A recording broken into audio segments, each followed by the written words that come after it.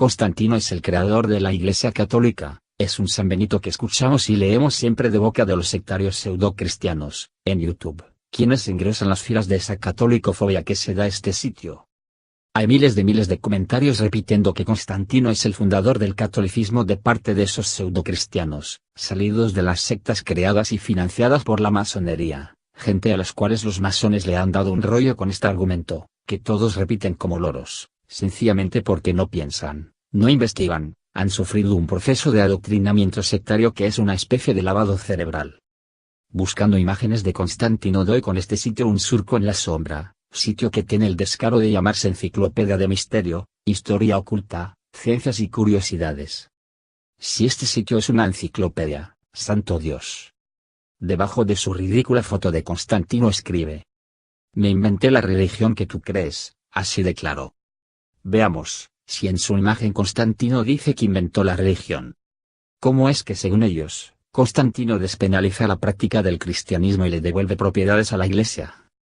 Sencillamente esta falsa enciclopedia reconoce que habían cristianos perseguidos y que había una iglesia, por tanto Constantino no inventa nada. Otros que quieren parecer más cultos elaboran mejor su texto y dicen por ejemplo que el emperador romano Constantino se erigió a sí mismo como cabeza de la iglesia en torno al año 313 después de Cristo, lo cual convirtió a este nuevo cristianismo en la religión oficial del Imperio Romano. Verán que nada es más falso que eso. Algo que jamás los sectarios mencionan es que 2 años antes, el 30 de abril del año 311, el emperador Galerio había promulgado el edicto de tolerancia de Nicomedia en la ciudad del mismo nombre, en el que ponía fin a las medidas de represión que el emperador romano Diocleciano impuso contra los cristianos. El 23 de febrero de 303 Diocleciano ordenó que la recién construida iglesia de Nicomedia fuera arrasada. Exigió que se quemaran sus escrituras y que se requisara todo lo de valor para el tesoro imperial. Al día siguiente Diocleciano promulgó su primer edicto contra los cristianos. Ese edicto queda sin efecto gracias al edicto de tolerancia que promulga Galerio, quien muere 5 días después, por estar enfermo de cáncer. En este edicto, Galerio autoriza a los cristianos a reconstruir sus iglesias y a celebrar reuniones en la medida en que no alterase el orden público. También el edicto solicita a los cristianos a que recen por el bien público y el del emperador, pero no pide que se le devuelvan las propiedades que se les arrebató.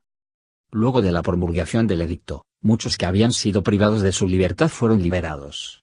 El edicto original no fue encontrado, su texto se conoce a través de la transcripción en latín del mismo efectuada por Lactancio en su libro titulado Sobre la muerte de los perseguidores. El edicto de Milán, llamado así porque fue promulgado en Milán en el año 313, no fue un edicto exclusivo para favorecer a los católicos, fue un edicto en el que se declara la libertad de culto. Obviamente el culto secreto más grande que existía en ese momento era el cristianismo, pero lo que buscaba el edicto es que en el imperio hubiera libertad de culto y tolerancia religiosa. El edicto fue firmado por Constantino I el Grande y Licinio, dirigentes de los imperios romanos de Occidente y Oriente, respectivamente. Licinio fue emperador romano entre los años 308 y 324, en ese año 313 se hizo cuñado de Constantino pues se había casado con Flavia Julia Constancia, medio hermana de Constantino en Mediolanum, actual Milán. En ese momento, proclamaron el edicto de Milán. Los cristianos, al ser para los romanos una secta peligrosa, no podían tener posesiones. Sin embargo, algún convertido podía poner, como pasaba en las primeras comunidades cristianas, sus bienes al servicio de la iglesia perseguida. Los romanos no sabían quiénes eran cristianos y en cuanto lo descubrían eran condenados a muerte. El culto cristiano, la misa o celebraciones eucarísticas entre otros ritos se practicaban en las catacumbas.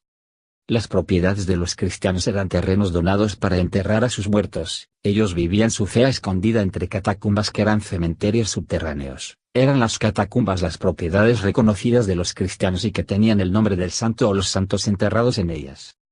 El edicto de Milán en su 9º punto señala: pero, además, en atención a las personas de los cristianos, hemos decidido también lo siguiente, que los lugares suyos en que tenían por costumbre anteriormente reunirse y acerca de los cuales ya en la carta anterior enviada a tu santidad había otra regla, delimitada para el tiempo anterior, si apareciese que alguien los tiene comprados, bien a nuestro tesoro público, bien a cualquier otro, que los restituya a los mismos cristianos, sin reclamar dinero ni compensación alguna, dejando de lado toda negligencia y todo equívoco. Y si algunos, por acaso, los recibieron como don, que esos mismos lugares sean restituidos lo más rápidamente posible a los mismos cristianos.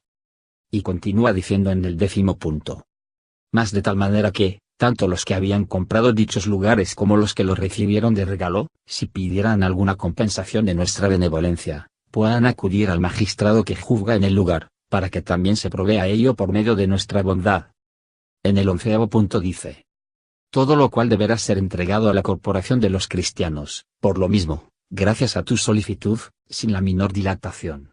Y como quiera que los mismos cristianos no solamente tienen aquellos lugares en que acostumbraban a reunirse, sino que se sabe que también otros lugares pertenecientes, no a cada uno de ellos, sino al derecho de su corporación, esto es, de los cristianos, en virtud de la ley que anteriormente he dicho, mandarás que todos esos bienes sean restituidos sin la menor protesta a los mismos cristianos, esto es, a su corporación, y a cada una de sus asambleas, guardada, evidentemente, la razón arriba expuesta, que quienes, como tenemos dicho, los restituyan sin recompensa, esperen de nuestra benevolencia su propia indemnización. En todo caso, los cristianos podrían recuperar propiedades perdidas en los últimos años y no en 3 siglos de vida en Roma. Cuando el edicto fue promulgado existían en el imperio cerca de 1500 sedes episcopales y de 5 a 7 millones de habitantes cristianos de los 50 que componían el imperio. Después de la aprobación, se inició la etapa conocida por los historiadores cristianos como la paz de la Iglesia.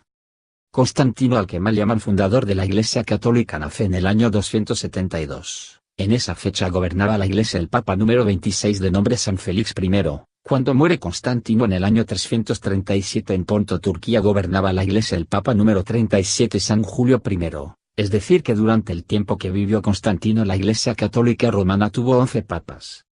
Constantino no vivió en Roma, sino en la hoy Turquía. Allá construye sobre la antigua ciudad de Bizancio una nueva ciudad a la que rebautizará en el año 330 cuando la inaugura.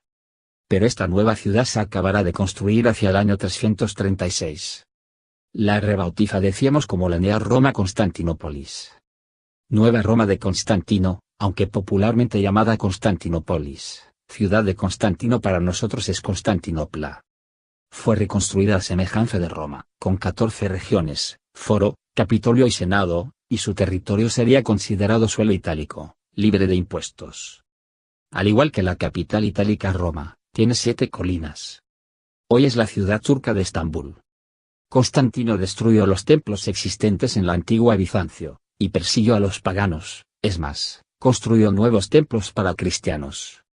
Constantino es considerado por las iglesias orientales el 13º apóstol y fue canonizado por ellos, es decir, es un santo para la Iglesia de Oriente, para los ortodoxos, no para la Iglesia Católica con sede en Roma. Constantino no se bautiza sino hasta encontrarse en su lecho de muerte, por tanto un no cristiano poco podía mandar sobre la Iglesia, una Iglesia que prefería morir antes de ceder. Lo que sucede es que al no ser ya perseguida por los emperadores, más bien al contar con ellos como aliados, la Iglesia aprovecha de esta situación. Constantino se convierte al cristianismo porque tuvo una visión y un sueño antes de su victoria en la batalla del puente en Milvio, el 28 de octubre de 312. Mientras marchaba con sus soldados vio la forma de una cruz frente al sol. Tras esto, tuvo un sueño en el que se le ordenaba poner un nuevo símbolo en su estandarte, ya que vio una cruz con la inscripción: Inox signo vinces, en español con este signo vencerás. Mandándolo entonces a pintar de inmediato sobre los escudos de su ejército, Constantino venció a Magencio. Se dice que tras estas visiones y por el resultado militar de la batalla del puente en Milvio, Constantino se convirtió de inmediato al cristianismo. La Iglesia ortodoxa venera a Constantino y como santo y le dio el título de guía apostólico por sus servicios a la Iglesia. Su fiesta es el 21 de mayo. Las iglesias católicas orientales también lo consideran un santo, pero no la Iglesia latina con sede en Roma. En cambio, su nombre figura en el calendario de santos luteranos. Buscando alguna información me di con otro sitio mentiroso y desinformador. Se trata del canal de YouTube Católico Fóbico. Debates entre evangélicos y católicos. Y su video: la gran mentira de la Iglesia Católica, la donación de Constantino, el mayor fraude del Vaticano 2018. Como ven en la imagen empieza su video con Snoopy, quien tiene unos documentos en la mano. Entonces ya podemos darnos una idea de la calidad de su investigación que hace, de cuáles son sus fuentes. Así es, son solo cuentos y puros cuentos. Entre otras cosas, como buen sectario que es este canal, cree que el poder de la Iglesia radica en el dinero y propiedades, pues eso solo es para los pastores y su falsa teología de la prosperidad. El poder de la Iglesia está en Dios, Padre, Hijo y Espíritu Santo, en la victoria de Jesucristo, el Verbo encarnado y su pueblo la Iglesia, que tal como la Iglesia primigenia puede tener errores y muchos pecados, pero el Señor Jesucristo los borra con su sangre y la lava con el agua que brotó de su costado en la cruz y la santifica con sus sacramentos y su Espíritu Paráclito.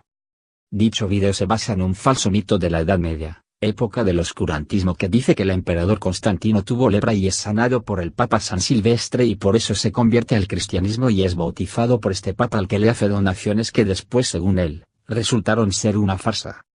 Primero, la batalla del Puente Milvio no es un mito, está históricamente documentado y sucede el 28 de octubre de 312 entre los ejércitos de los emperadores Constantino y Magencio. Como vemos antes de la batalla, Constantino tiene una visión y un sueño ya explicado anteriormente, y gracias a esos episodios y a su triunfo en la batalla del Puente Milvio, es que Constantino se convierte. En el 312 gobernaba la Iglesia el Papa Melquíades y lo hacía hasta el 11 de enero del 314. Constantino se siente cristiano, pero no se bautiza, porque en esa época las personas preferían hacerlo incluso como él en el lecho de muerte, para que el bautismo le borrara todos los pecados y llegar así limpios a la presencia de Dios y un guerrero como él. Esa le pareció su mejor decisión.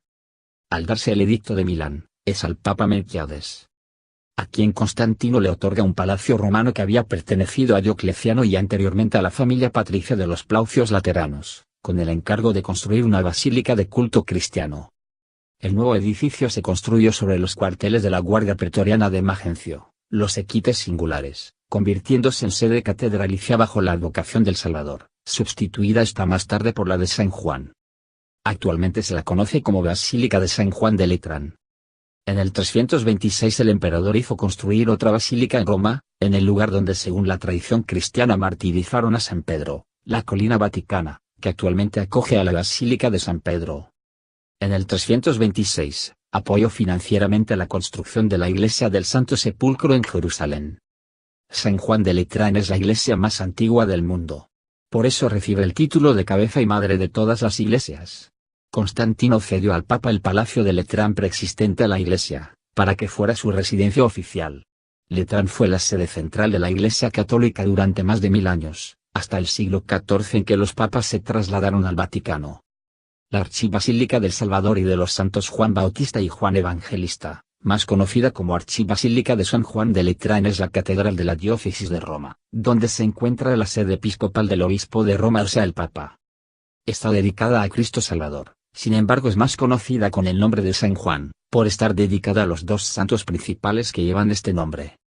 El nombre oficial es Archibasilica Sanctissimi Salvatoris, es la más antigua y la de rango más alto entre las 4 basílicas mayores o papales de Roma, y tiene el título honorífico de Omnium Urbis et Orbis Ecclesiarum Mater et Caput, en latín, y en español se traduce Madre y cabeza de todas las iglesias de la ciudad de Roma y de toda la tierra.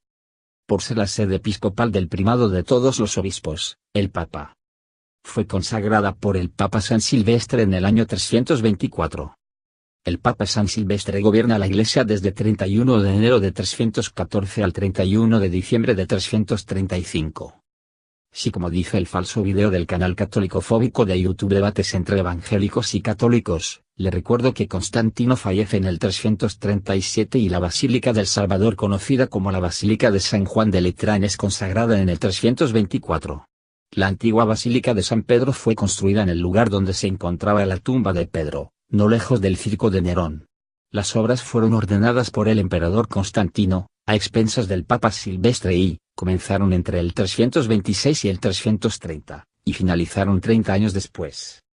Históricamente no fue un invento, todo se realizó estando en vida Constantino, y nadie hubiera osado en esos tiempos, porque hoy, todo es posible, adueñarse terrenos del imperio y culpar al emperador diciendo que él los regaló, si eso no hubiese sido así.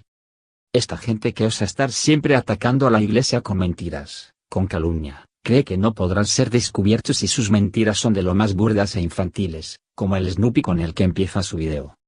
No voy a centrarme en Nicea, solo diré que el Papa Silvestre no fue, el Papa envió en su representación a 2 delegados papales, Vito y Vicencio, que actuaron en su nombre. La mayoría que asistió fueron obispos orientales. Durante las discusiones de carácter teológico en el Consejo de Nicea, por el análisis de las cartas escritas por Constantino, se evidencia una gran carencia de formación teológica, y los estudiosos descartan la posibilidad de que él pudiese haber influido en la doctrina de la Iglesia debido justamente a este desconocimiento en teología. El edicto de Milán es conocido como el edicto de la tolerancia hacia el cristianismo y el edicto de Tesalónica es conocido como el edicto de la instauración del cristianismo. En su estructura, el edicto de Tesalónica, como en el de Milán, se pueden diferenciar varias partes. En la primera parte nos encontramos con el reconocimiento de Pedro como apóstol que predicó a los romanos. En la segunda, podemos destacar, que ya en esta fecha se utilizaba la denominación papa para el obispo de Roma. La tercera parte va dirigida, claramente, a los paganos y herejes, que en este caso estarían representados por los arrianos, los cuales no creen en el poder de la Santísima Trinidad. Por lo tanto es primordial creer en Cristo, con lo cual, los cristianos y católicos estarían dentro de la ortodoxia de la Iglesia, mientras que los demás grupos religiosos, serían considerados herejes, siendo indispensable luchar contra ellos y erradicarlos. El cristianismo se impone como religión del Estado y por lo tanto todos los súbditos del imperio deben abrazarla por ley. Si en Constantino vemos un personaje contradictorio, en el que priman los intereses políticos y económicos, o quizás su fetichismo religioso. Teodosio, por el contrario, intentará acabar con todo vestigio de paganismo dentro del territorio imperial. Sobre su persona se han construido varias teorías, como que era un creyente convencido, o que veía el cristianismo como una religión de gran importancia e implantación en el futuro, o la visión de panteísmo del mundo romano como algo caduco y trasnochado, por lo que la introducción de un nuevo dios y que estaba muy de moda entre la población, sería visto con agrado. Será Teodosio, en el edicto de Tesalónica en el 380, quien implante, de una forma definitiva, el cristianismo como la religión oficial del Estado. No te dejes confundir por los cuentos de la masonería y sus sectas sobre la Iglesia. Si tiene dudas deja tus preguntas y comentarios y sobre qué tema quieres que trate en un próximo video.